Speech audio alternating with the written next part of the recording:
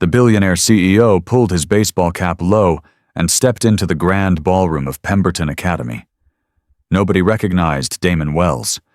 Not the security guard checking invitations, not the registration desk attendant, not even Preston Hartley commanding the microphone on stage. He'd come here undercover for a reason, but nothing could have prepared him for what he heard next. Raucous laughter erupted from the VIP lounge. Through the half-open door, a familiar name sliced through the air like a blade. Damon Wells! That black kid from back then! Garrett Knox raised his champagne glass high. I bet $1,000 he'll show up in a rented suit. The sound inside wasn't just laughter. It was the sound of predators planning to destroy their prey. Damon's heart pounded against his ribs. 5 years ago, he'd left this school drowning in tears and humiliation. Tonight, the truth he was about to unleash would change everything forever. The only question burning in his mind, were they ready for this shock? Stay with me, because the next 3 hours will redefine the meaning of sweet revenge forever. Damon melted back into the shadows, watching from afar as Preston leaped onto the stage with practiced arrogance. His Armani suit caught the spotlight perfectly, every movement calculated to command attention. Ladies and gentlemen, tonight will be a night of surprises. Preston's voice boomed through the speakers, dripping with the same condescension that had tormented Damon for years. Holden Pierce materialized beside him, slapping Preston's shoulder. Especially when Damon Wells shows up. The crowd erupted in anticipation, their laughter sharp as broken glass. Sloane Merritt's giggle cut through the noise. Do you guys remember? He used to sit alone every single lunch period, like a ghost nobody wanted to see. The memory crashed into Damon like a physical blow. 17 years old, clutching his lunch tray, searching desperately for an empty seat in the cafeteria. Every table mysteriously full whenever he approached. Hey, trash! Garrett's foot had shot out, sending Damon sprawling. The tray clattered across the marble floor, food exploding in every direction. This section is for real people only, not charity cases. The entire cafeteria had erupted in laughter. Teachers looked away. Security guards suddenly found their shoes fascinating. Damon had knelt in silence, picking up each piece of scattered food while hundreds of eyes bore into his back. Back in the present, Damon spotted Naomi Roberts standing in a distant corner. Her body language screamed discomfort, arms crossed tightly over her designer dress. She kept glancing at the exit, then back at the stage, trapped between escape and obligation. I sent a special invitation to our dear Damon, Preston continued, his smile widening. And guess what? He actually confirmed. Can you believe it? Bianca Prescott squealed in delight. Oh my God, this is going to be absolutely epic. Do we have cameras ready? Dexter Caldwell waved his phone like a trophy. I'll livestream everything. My followers need to see this content. Loser returns to face reality. It'll go viral for sure. 30 minutes until the main show begins. Preston tapped his Patek Philippe with theatrical flair. Our special guest should arrive any moment now. Damon's phone vibrated silently. He glanced at the screen, fingers steady despite the adrenaline coursing through his veins. The message was brief. Everything ready? His response was even shorter. LED screen set up. IT team on standby, awaiting your signal, sir.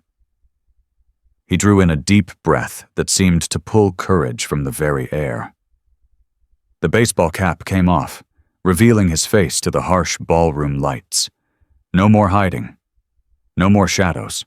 The first step into the light felt like crossing a battlefield.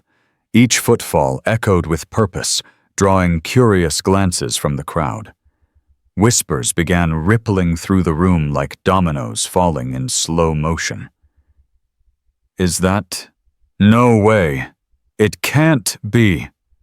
Preston's eyes locked onto him from across the room. For a split second, genuine shock flashed across his face before the practiced smile snapped back into place. He raised the microphone again, voice dripping with false warmth. "Well, well, well, look who decided to grace us with his presence." The spotlight swung wildly, hunting for Damon like a predator seeking prey. When it finally found him, the entire room seemed to inhale collectively. There he stood, worn hoodie, ripped jeans, scuffed Converse. Exactly what they expected. Exactly what he wanted them to see. Garrett's laugh cracked like a whip. "Holy shit!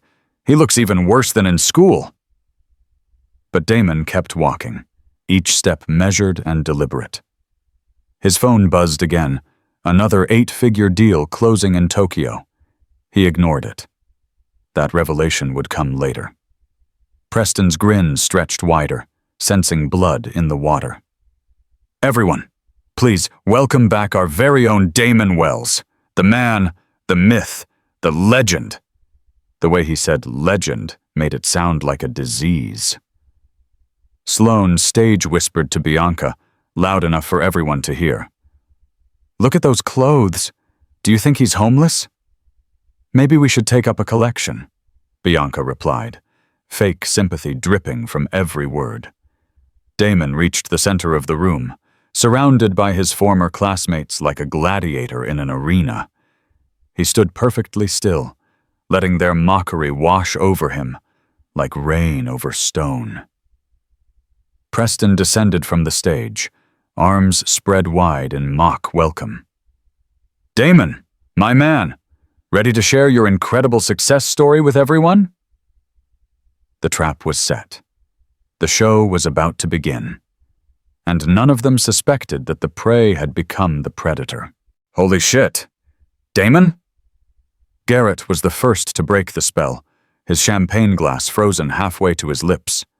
The amber liquid trembled, matching the shock in his voice. Damon moved through the crowd with deliberate slowness, each step calculated to maximize their discomfort. The worn hoodie and ripped jeans weren't poverty. They were camouflage. A test to see if anything had changed in 5 years. Nothing had. "Damon Wells," Preston's voice cracked slightly before he recovered. "The man of the hour has arrived." He jumped down from the stage, arms spread wide like a televangelist greeting his flock. "Everyone, our Pemberton legend is here." The laughter that followed was sharp enough to draw blood. Someone whistled mockingly. Another person slow clapped. The sound echoed through the ballroom like gunfire. Holden Pierce pushed through the crowd, his cologne arriving before he did. He slapped Damon's back hard enough to sting. "Bro, long time no see. Life treating you. Okay?" His eyes performed a slow scan from Damon's scuffed sneakers to his uncombed hair, lips curling into that familiar smirk. "I'm fine." Damon's voice was steady, deeper than they remembered. Sloane Merritt approached next, spraying perfume as she walked, as if poverty might be contagious. "Damon, you look exactly the same." She laughed, high and false. "That's so authentic of you." "Tell us what you're doing these days," Bianca Prescott chimed in, her voice syrupy sweet. "IT support? Customer service? Oh wait, let me guess. You're between jobs?" Damon remained silent, his dark eyes moving from face to face like a general surveying a battlefield. These were the same people who had made his life hell. The same sneers, the same casual cruelty wrapped in designer clothes. Dexter Caldwell shoved his phone in Damon's face. "Yo, Damon, say hi to my 50,000 followers.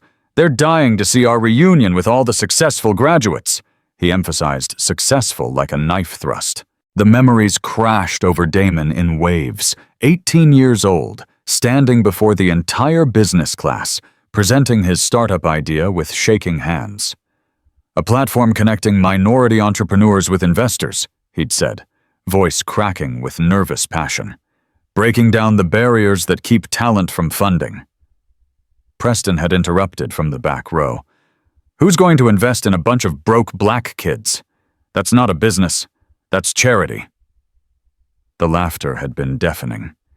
Mr. Morrison, their teacher, had simply looked at his papers, saying nothing.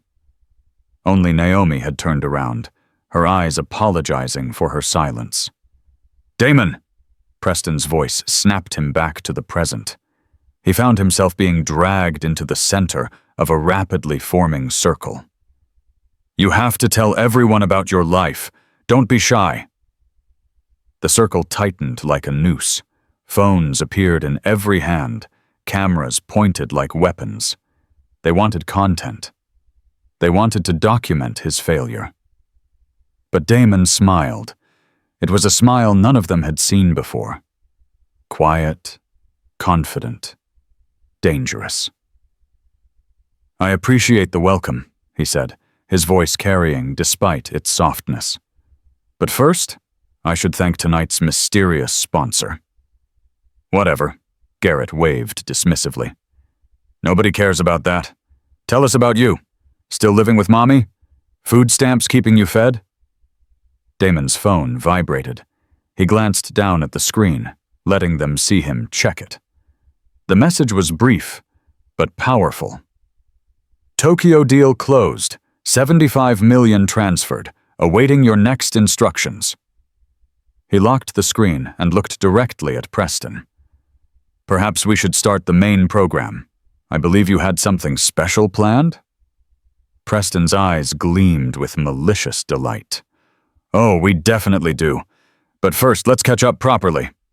He turned to the crowd. "Who wants to hear about Damon's career trajectory?" "I bet he drives Uber," someone shouted. "Nah, probably can't afford a car," another voice added. "Maybe he's a janitor here," Holden suggested. "Coming back to clean the place that rejected him?" The laughter grew louder, meaner. They were circling now, sharks smelling blood in the water. 5 years of pent-up superiority complexes finally had an outlet. "Actually," Naomi Roberts stepped forward from the shadows, her voice cutting through the noise. "Maybe we should just enjoy the reunion without..." "Without what?" Sloane spun on her. "Without having fun? Come on, Naomi, don't be such a buzzkill. Damon knows we're just joking around. Right, Damon?" All eyes turned to him. This was the moment they expected him to break, to stutter, to make excuses, to confirm every assumption they'd carried for 5 years. Instead, Damon checked his phone again. Another message. "Sir, the Forbes article just went live. Also, the acquisition papers are ready for your signature. The board is waiting." He pocketed the device and met Preston's gaze. "You asked about my career trajectory." His voice was calm as still water. "I've been busy." "Busy doing what?" Preston pressed, sensing something shifting in the room's dynamics. "Come on, don't be modest. Share with the class." "Building," Damon replied simply. "Building what? Sandcastles?" Garrett laughed at his own joke. "No." Damon's smile widened slightly. "Building the future you're about to live in, whether you like it or not." The room fell silent for a heartbeat. Something in his tone, in his posture, in the absolute certainty of his words, sent a chill through the crowd. Preston laughed nervously.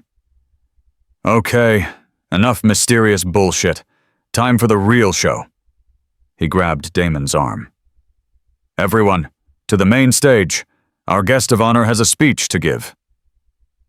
As they moved toward the stage, Damon noticed Elliot Russo, one of the catering staff, watching from the corner. The man's eyes widened in recognition, and he immediately straightened, offering a subtle bow. Preston noticed too. "Look at that! Even the help feels sorry for you, Damon. How pathetic is that?" If only he knew, Damon thought. If only he knew that the help was a senior journalist for the Times, working undercover for a story about wealth and power in America. If only any of them knew what was about to happen. The stage lights blazed to life. The trap was set. But the question remained. Who was really caught in it? Preston's grip on Damon's arm was iron tight as he dragged him up the steps. The stage lights hit like a physical force, hot and blinding. 400 pairs of eyes locked onto them, hungry for entertainment. "Speech! Speech! Speech!" The chant started in the back, spreading through the ballroom like wildfire. Phones rose in unison, a sea of glowing rectangles ready to capture humiliation. Garrett's voice boomed over the crowd. "Tell us about living on food stamps, government housing, the American dream, baby." Damon took the microphone, its weight familiar in his hand. Silence fell like a hammer. He counted his heartbeats. 1, 2, 3, letting the anticipation build until it was almost unbearable. "Thank you, Preston." His voice filled the room, calm and controlled. "For creating this opportunity." Preston puffed up like a peacock. "Of course. We had to give everyone a chance to see how far we've all come. Some of us further than others, obviously." The laughter that followed was cruel and sharp. Someone shouted, "From the bottom to still the bottom." "You're right," Damon continued, eyes scanning the crowd. "Some of us have come very far. I remember this room, this stage, the last time I stood here." "Oh God, here comes the sob story," Bianca Stage whispered, loud enough for everyone to hear. "No sob story," Damon said. "Just facts. 5 years ago, you locked me in a supply closet for 3 hours during prom. Preston, you said it was just a prank." Preston shifted uncomfortably. "Come on, man, ancient history, boys being boys. Or the time you poured paint on my desk with 'Go back to Africa' written in black marker." Damon's voice never wavered. "Garrett, you took photos, posted them everywhere. The principal said there was no proof who did it." The room's energy shifted. Phones lowered slightly. This wasn't the script they expected. "Damon," Naomi's voice carried from below, warning and pleading mixed together. "I'm not here for apologies," Damon continued. "I'm here because someone paid $2 million to sponsor this event. Someone who wanted to make sure everyone attended, especially me." "So what?" Holden interrupted. "Some rich idiot wanted to waste money. Who cares?" "You should." Damon looked directly at him. "Because that rich idiot has been watching all of you very carefully. Your careers, your failures, your lies." "What the hell are you talking about?" Preston snatched at the microphone, but Damon stepped back smoothly. The sponsor had one special request, not just to invite everyone, but to install something specific in this ballroom. Dexter lowered his camera. "What are you playing at, Wells?" "Holden, tell everyone about your startup, the one that just got Series A funding." Holden straightened, eager to brag. $3.5 million. Revolutionary app for nothing. Because it doesn't exist." Damon's words cut like a blade. "You've been lying to everyone for months, living off credit cards. Your car got repossessed last week." "That's... how could you..." Holden's face drained of color. "Preston, should we discuss Hartley Capital, your father's firm that you claim to help manage?" Preston's confident mask finally cracked. "What about it?" "Nothing. Just wondering if he told you about the acquisition offer he received, the one he accepted last Monday." "That's confidential. How do you..." "No." Damon smiled. "The same way I know Garrett's been rejected from every job interview in 6 months. The same way I know Bianca got fired from Vogue for plagiarism. The same way I know Sloane's trust fund ran out and she's selling her jewelry on eBay." The ballroom erupted in chaos. Accusations flew. Denials crashed against truth. But Damon raised his hand, and surprisingly, they quieted. You want to know how I know? Look up. 400 heads tilted back. The massive LED screen that dominated the ballroom ceiling flickered to life. What the hell? Preston spun around, searching for the tech booth. Who's running that? My team, Damon said simply. On my orders. Because you see, Preston, when you sent that invitation to mock the poor black kid one more time, you sent it to the wrong address. The screen displayed a single line of text. Nexus Technologies, tonight's exclusive sponsor. Nexus? Someone gasped. The company that just IPO'd for billions? The very same, Damon confirmed. Founded 5 years ago, the same month I left Pemberton. Funny how time works. No. Garrett shook his head violently. No way, you're lying. This is some sick joke. Is it? Damon pulled out his phone, typed quickly. Check your phones. All of you. Google Nexus Technologies CEO. The room became a frantic sea of typing. Then, one by one, faces went white. Phones clattered to the floor. Someone actually fainted. Because there on every screen was the same image. Damon Wells ringing the opening bell at the New York Stock Exchange, surrounded by cheering traders. That's... Preston's voice cracked completely. That's impossible. Impossible? Damon tilted his head. Like a black kid from the projects building a billion-dollar company? Like someone you called worthless becoming more powerful than everyone in this room combined? That kind of impossible? The LED screen came alive with a cascade of images. Damon with Mark Zuckerberg. Damon speaking at TED. Damon on the cover of Forbes with the headline, "The youngest black billionaire in tech." This is fake, Dexter screamed. CGI, deepfakes, something. Feel free to verify, Damon said calmly. Call anyone, check any source. Hell, call the Wall Street Journal. They ran a feature on me last week. But the real blow was yet to come. The screen changed again, showing a document that made Preston actually stumble backward.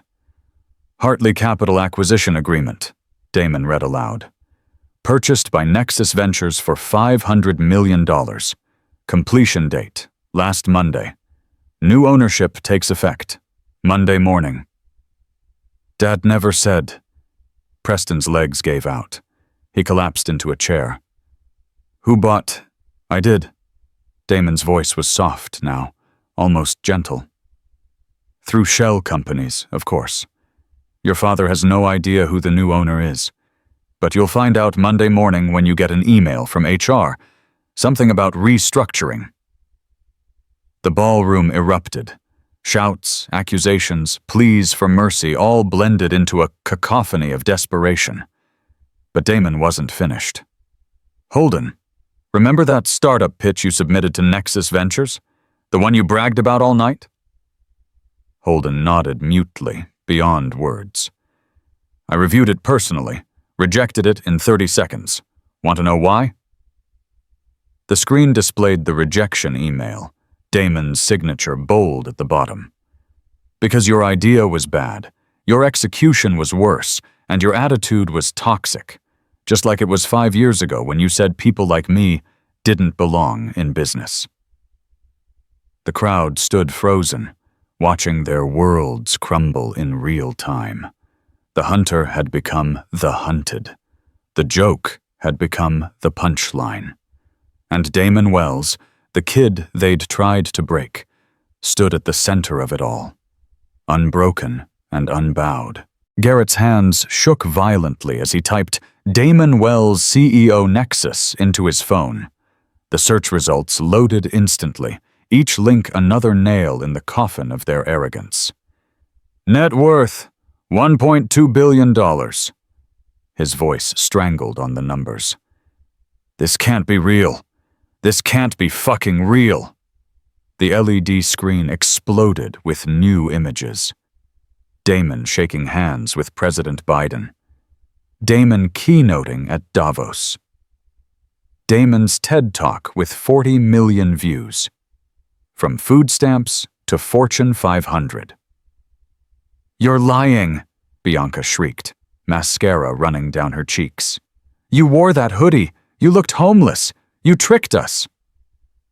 "I wore what I always wore," Damon replied evenly. "You saw what you wanted to see. A failure. A nobody. Someone beneath you." The screen shifted to a CNBC interview. Damon's voice filled the ballroom. "The best entrepreneurs are underestimated. It gives them time to build while others are busy laughing." "But how?" Sloan stumbled forward, designer heels catching on nothing.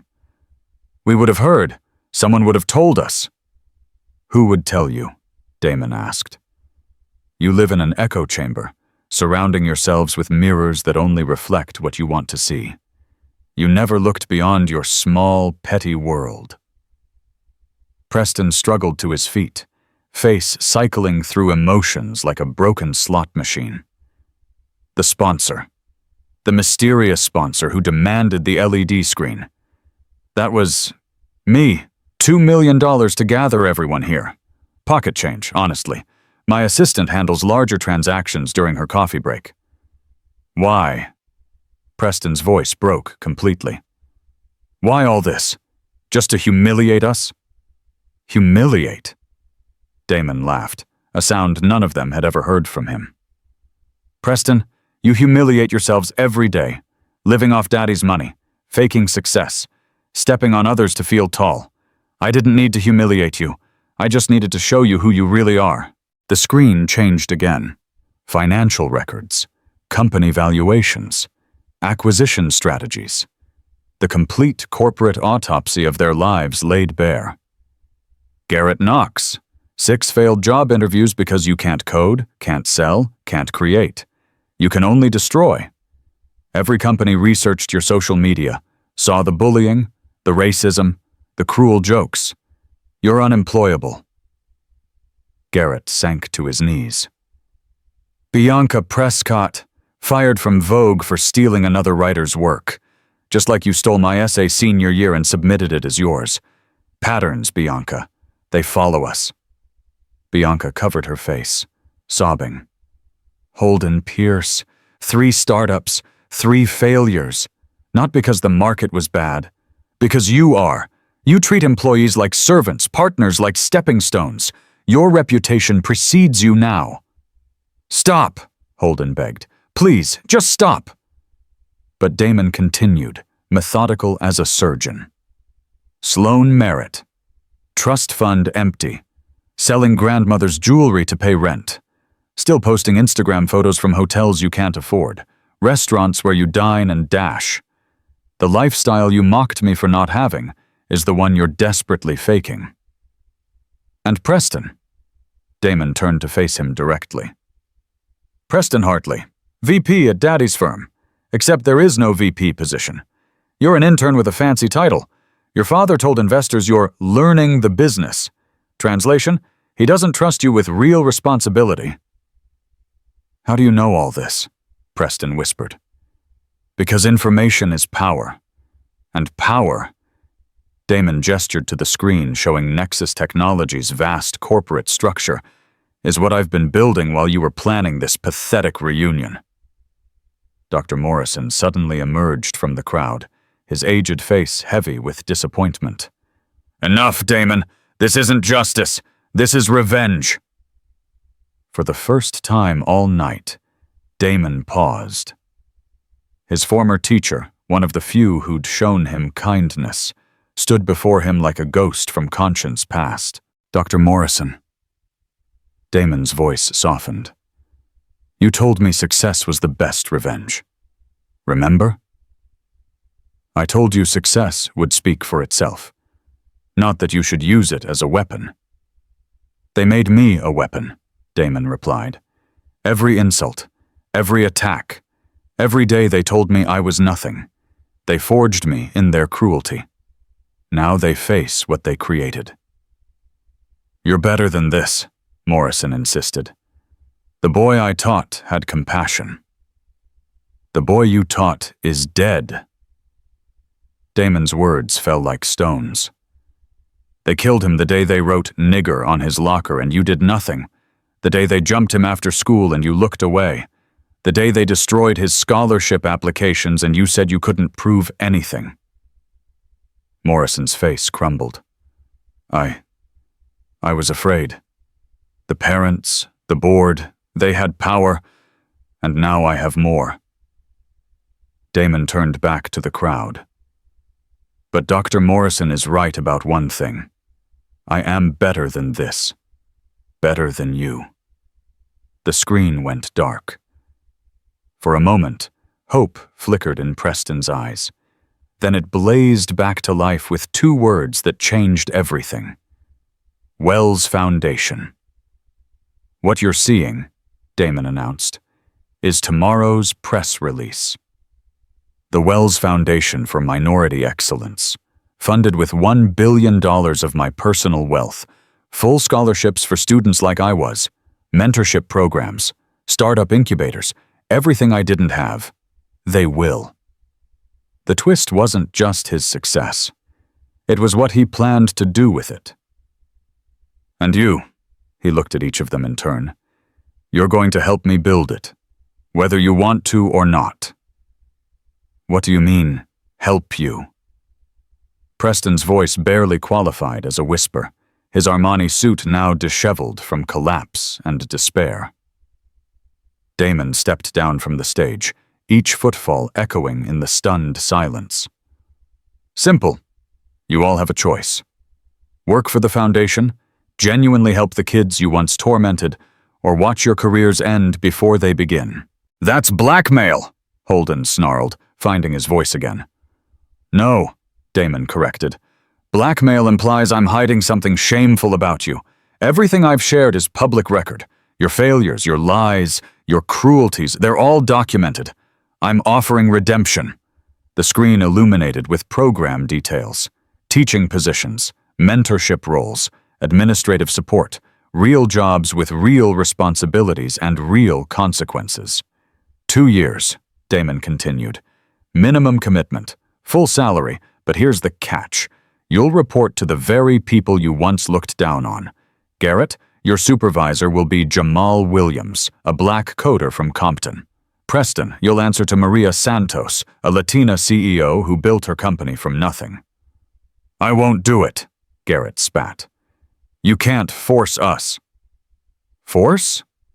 Damon pulled out his phone, showing a contacts list that read like a Fortune 500 directory. "One call. That's all it takes. One call to any major employer, any VC firm, any opportunity you might pursue. Your digital footprint is poison. Your reputation is cancer. But work for me, genuinely change, and I'll give you something priceless, a second chance." Naomi stepped forward, tears streaming. "Damon, I should have done more. I knew it was wrong, but I was scared." "You tried," Damon acknowledged. "Not enough, but more than anyone else. Check your email Monday. There's a VP position at Nexus waiting. We need people who understand the cost of silence." "You're serious," she breathed. "Dead serious. The foundation launches next month. We're acquiring Pemberton Academy and 12 other elite schools, mandatory diversity quotas, scholarship programs, and anti-bullying policies with real teeth." Sloane crawled forward on her designer dress. "Please, Damon, I'll do anything. I'll apologize publicly. I don't want apologies," Damon cut her off. "I want action. You'll teach art to inner-city kids. Show them the culture you said they could never understand. Prove me wrong about who you are." One by one, they capitulated. Dexter agreed to document success stories instead of mockery. Bianca would write about overcoming privilege, not fashion. Even Holden accepted a role teaching entrepreneurship to minority students. Only Preston remained standing, a broken king surveying his ruined kingdom. "Why give us anything?" he asked. "We destroyed you. We tried to break you. Why not just destroy us completely?" Damon studied him for a long moment. "Because destruction is easy. Creation is hard. Any fool can tear down. It takes strength to build up. You taught me that, Preston. Every time you tried to break me, you showed me what not to become." "I don't understand." "Monday morning, you'll receive 2 emails, one from Hartley Capital's HR, informing you of your termination.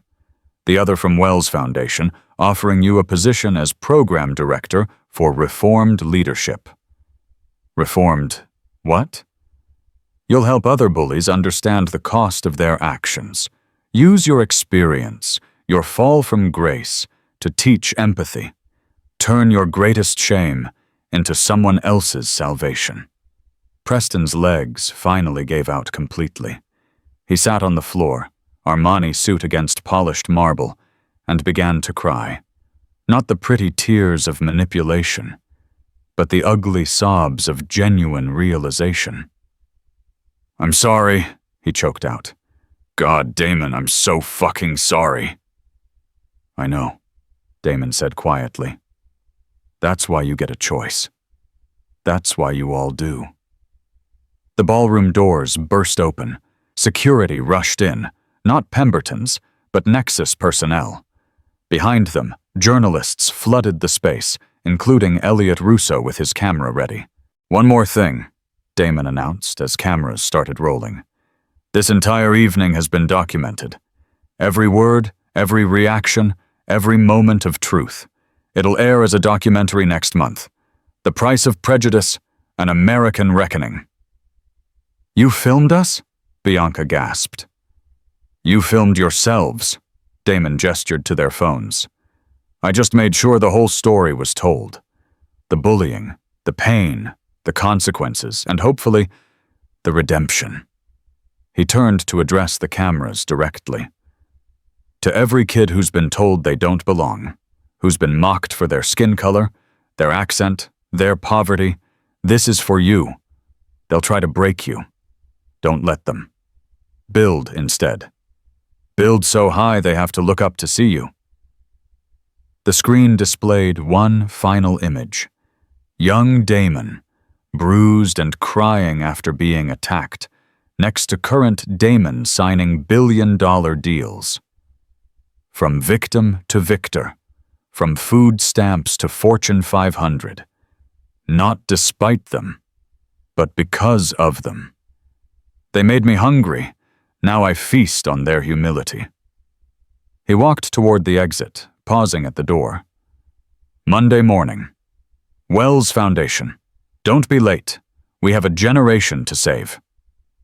The door closed behind him with definitive finality, leaving 400 people to contemplate their choices in the harsh light of accountability. 6 months later, the Wells Foundation campus buzzed with unprecedented energy. Where once stood Pemberton Academy's ivory tower, now thrived a revolutionary experiment in redemption and education. The transformation was total, deliberate, and irreversible. Preston Hartley stood before 30 teenagers, sweat beading on his forehead. His audience wasn't the privileged elite he once commanded, but kids from housing projects, foster homes, and struggling families. Kids who looked at him with the same suspicion he once directed at Damon. "Who can tell me why most startups fail?" he asked, his voice lacking its old arrogance. A young black girl raised her hand. "Because rich kids think money equals talent?" The class laughed. Preston's face reddened, but he nodded. "That's actually one reason. I should know. I was that rich kid." Through the observation window, Damon watched with Maria Santos, the Foundation's Director of Operations. "He's learning," Maria noted. "Slowly, painfully, but learning." "Pain is an excellent teacher," Damon replied.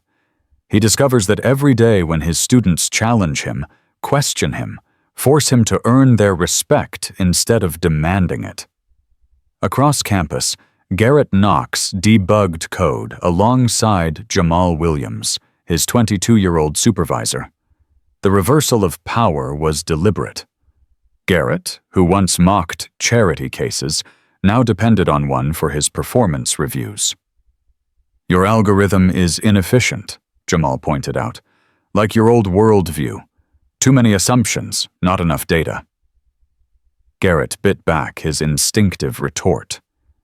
3 months ago, he would have exploded. Now, he simply nodded and rewrote the function. Progress. Measured in humility. The documentary The Price of Prejudice had premiered to 50 million views in its first week. Bianca Prescott watched herself on screen, cringing at every cruel word, every casual dismissal of human dignity. Her assignment was to write about the experience for the Foundation's magazine, but words failed her. "I can't capture it," she told her editor, a young Indigenous woman named Sarah Crow. "How do I explain what we were without excusing it?" "You don't explain," Sarah said firmly. "You expose. Your readers need truth, not rationalization." Bianca's article, The Poison of Privilege, eventually won a Pulitzer nomination. Not for its elegance, but for its brutal honesty about how prejudice perpetuates through willful blindness. Sloan Merritt's art students in Brownsville had initially rejected her completely. Why should they trust someone who'd spent years mocking their existence? But art has a way of revealing truth, and slowly, through shared creation, barriers crumbled. "Miss S," one student asked during a painting session, "why did you hate people like us?" Sloane's hand stilled on her brush. "I didn't think I hated anyone. That was the problem. Indifference can be worse than hate. At least hate acknowledges humanity." The ripple effects spread beyond the original tormentors. Pemberton Academy's transformation triggered a national reckoning. 20 elite schools adopted similar programs. Harvard Business School created a mandatory course on privilege and responsibility. Silicon Valley firms instituted bias training that actually worked because it was designed by those who'd suffered from bias. Dr. Morrison, despite his age, threw himself into reform with desperate energy. His new curriculum, Teaching Against Prejudice, became the gold standard. In every lecture, he began with the same confession. "I failed my students by choosing comfort over courage. Never again." The Wells Foundation's first graduating class produced extraordinary results. 98% college acceptance rate, 42 full scholarships to Ivy League schools, 15 startup founders before graduation. But Damon measured success differently. "Look at their eyes," he told a reporter during a campus tour. "See that confidence? That belief in their own worth? That's the real victory. Everything else is just metrics." Preston's transformation was perhaps the most dramatic. The man who once defined himself by inherited privilege now found purpose in dismantling it. His program for reformed leaders expanded nationally, teaching other fallen elites how to rebuild with humanity. "I spent 23 years believing I was superior by birthright," he told each new cohort. "It took a black kid I terrorized to teach me that superiority is earned through service, not inherited through privilege." The financial impact was staggering. Nexus Technologies' value doubled as investors recognized that diversity wasn't charity, but competitive advantage.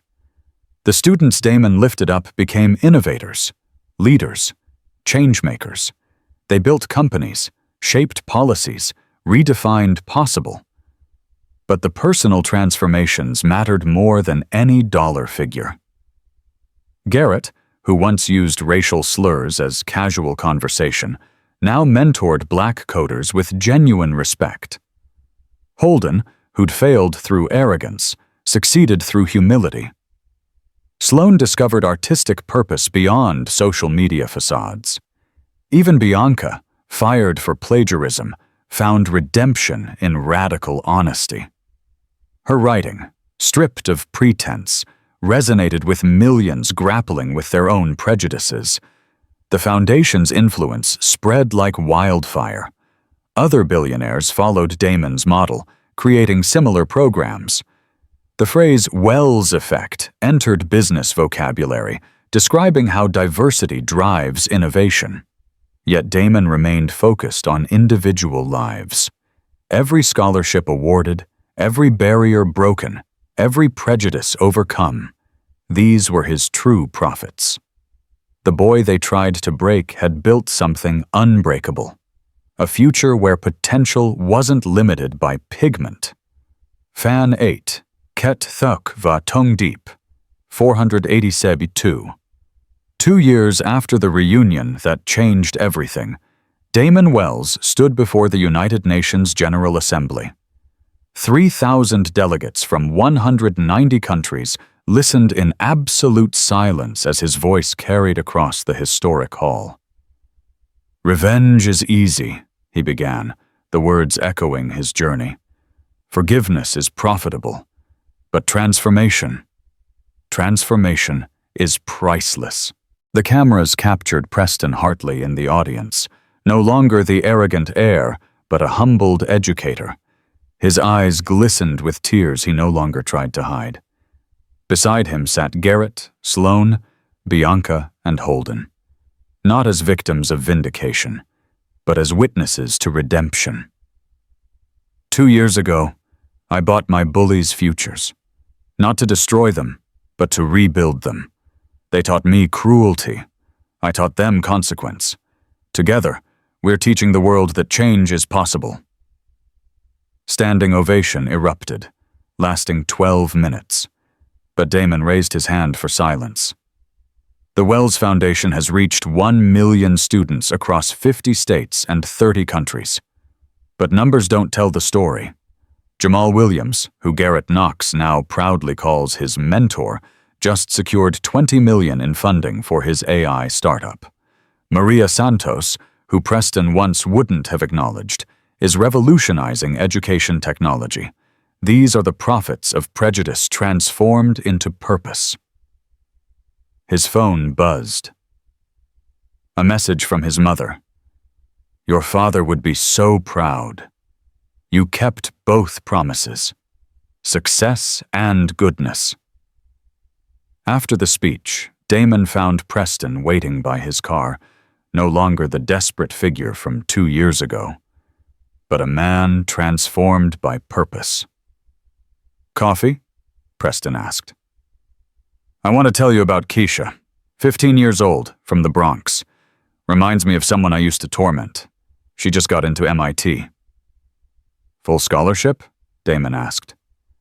"Full scholarship. Early admission. She's going to change the world." Preston's voice cracked. "And she almost didn't apply because someone like the old me told her she didn't belong." They drove through New York's gleaming streets, two men who'd traveled the longest possible journey, from cruelty to compassion, from prejudice to purpose. "Do you forgive us?" Preston asked suddenly. "Really forgive us?" Damon considered the question that had haunted 2 years of transformation. Forgiveness isn't a gift you give others. It's a gift you give yourself. "I forgave you the day I realized your hatred made me unstoppable." "And now?" "Now you're making others unstoppable. That's not forgiveness. That's justice." As they sat in a small cafe, no photographers, no cameras, just two humans sharing coffee and consequences, Preston pulled out his phone to show pictures of his students.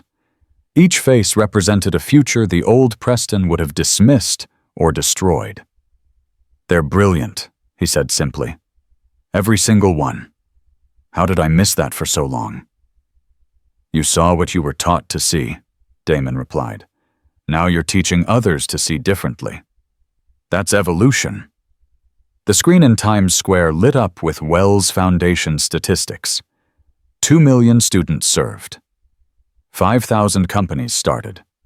100 billion in economic impact. But Damon looked past the numbers to the faces. Young, diverse, determined.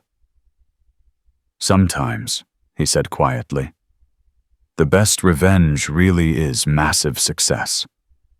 Not because it hurts your enemies, but because it heals everyone else." Preston nodded, understanding finally complete. They'd all learned the hardest lesson. Privilege isn't power, prejudice isn't strength, and the people you step on while climbing might be the ones who teach you how to soar. The boy they'd tried to break hadn't just survived or succeeded. He'd transformed poison into medicine, hatred into hope, prejudice into possibility. And that was the greatest revenge of all, making them better than they ever imagined they could be.